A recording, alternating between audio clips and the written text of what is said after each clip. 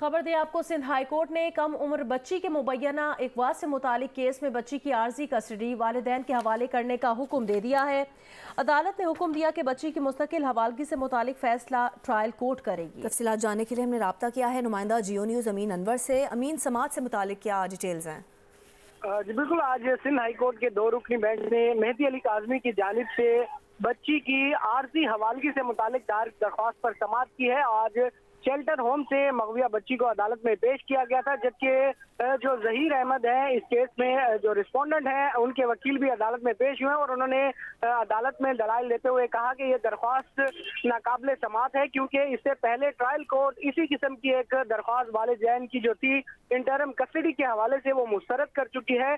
लिहाजा अभी भी एक दरख्वास्त जो है वो एडिशनल डिस्ट्रिक्ट एंड सेशन जज शर्की की अदालत में ज़ेर इल्तवा है। लिहाजा ये दरख्वास्त नॉन मेंटेनेबल है और इसे मुस्तरद किया जाए।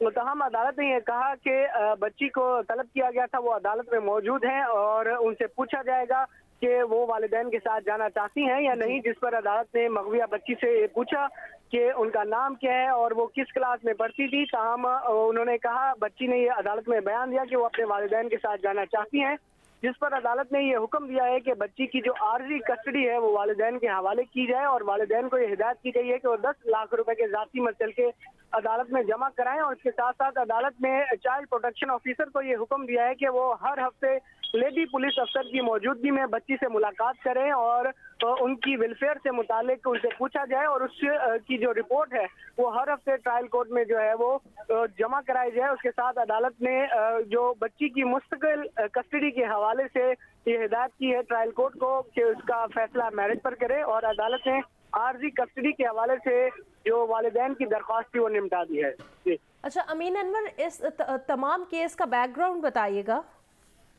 जी बिल्कुल, कराची से ये मगविया बच्ची ने जो है वो एक पसंद की शादी की थी लाहौर के ज़हीर अहमद के साथ, जिसके बाद वालिदैन की जानिब से अल-फलाह थाने में एक अगवा का मुकदमा दर्ज कराया गया था और उसके बाद सिंध हाई कोर्ट में एक दरख्वास्त दायर की गई थी वालिदैन की जानिब से बच्ची की बाजियाबी के लिए। उसके बाद अदालती हुक्म पर पुलिस ने जो है वो बच्ची को बाजियाब कराया था, उसके बाद अदालत में पेश किया था और अदालत ने उसके बाद जो है वो 8 जून को ये हुक्म दिया था कि बच्ची अपनी मर्जी से फैसला कर सकती है कि वो जिसके साथ जाना चाहे वो जा सकती है। तो अदालत ने लड़की ने जो है वो ज़हीर अहमद के साथ जाने का फैसला किया था।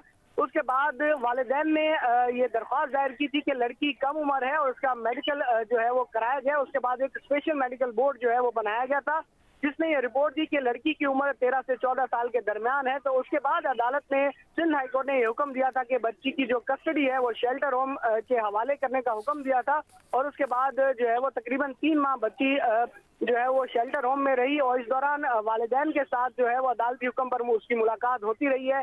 5 से 6 मीटिंग हुई थी वालिदैन की अपनी बच्ची के साथ और उसके बाद उन्होंने अदालत में ये दरख्वास्त दायर की कि उनकी जो बेटी है वो अपने वालिदैन के पास आना चाहती है। जिसके बाद आज अदालत ने उसे तलब किया और उसकी मर्जी मालूम की, तो उस पर मगविया बच्ची ने ये कहा कि वो अपने वालिदैन के साथ जाना चाहती है।